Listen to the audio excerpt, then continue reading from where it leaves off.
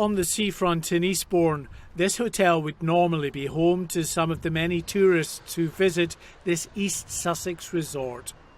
But these guests are not holidaymakers. They're asylum seekers, some of the tens of thousands who are currently placed in hotel accommodation. It's an understandably sensitive issue. As we filmed, this Home Office minder filmed us. Another tried to persuade the guests to go back inside. And as I tried to speak to some of them, I was told I couldn't. They're not allowed to speak. They are guests. Well, they are allowed to speak. No, they can't give any statement to you. That's official. You're telling us on behalf of the Home Office that these people are not allowed to speak to us. Is that what you're telling us? You can speak. They are not know English. Yeah, well, exactly. Thank you. In broken English, the two men told me they were both 27 and from Iran, but wouldn't say how they got to the UK. We've been told that every day around 30,000 hotel rooms across the country are requisitioned by the Home Office to house asylum seekers. It's costing close to £5 million each day and is clearly unsustainable. This hotel near Bristol Airport, another where business travellers and holidaymakers are unable to book their rooms. And when they ask why, as John Northfield did, they're simply told to contact the Home Office. I actually booked it through booking.com, and they said if I wanted an explanation I would have to try and contact the hotel direct, which I did try and do that, but obviously they weren't very forthcoming as to why the hotel was being closed for 12 months.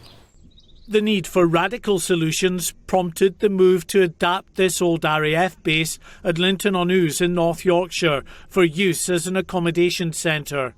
But its close proximity to the village of Linton-on-Ouse has enraged locals like Catherine Dryden, who fears that an influx of bored young men is just asking for trouble. They are going to be bored out of their skulls. There is no infrastructure in this village. We're a very small, tight-knit community. Yes, we will be welcoming them and speak to them, absolutely not a problem, but that is not enough. What are these people going to do? Despite the understandable local anxiety, if the government can make a success of the asylum accommodation centre here, it could pave the way for other similar camps. You only need to walk through the centre of this village to see exactly what locals fear in terms of their community being completely overrun. It's tiny. The main street here has one shop and not much else. So with the prospect of hordes of young men hanging around here, the concern is understandable.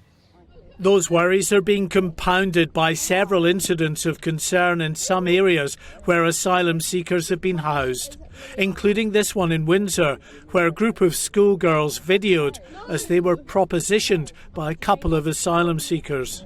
You know we're 15. Yeah, how old are you? 21. You know we're 15. Who? Us.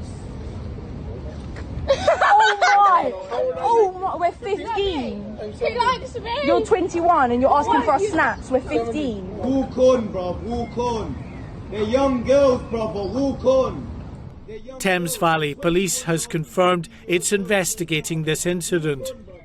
Olga Matthias, who's campaigned against the Linton-on-Ouse centre, believes it's been ill thought out and will end in disaster. Something appalling, or several appalling somethings will happen. The Home Office has no track record of successfully delivering any policy that they've invented.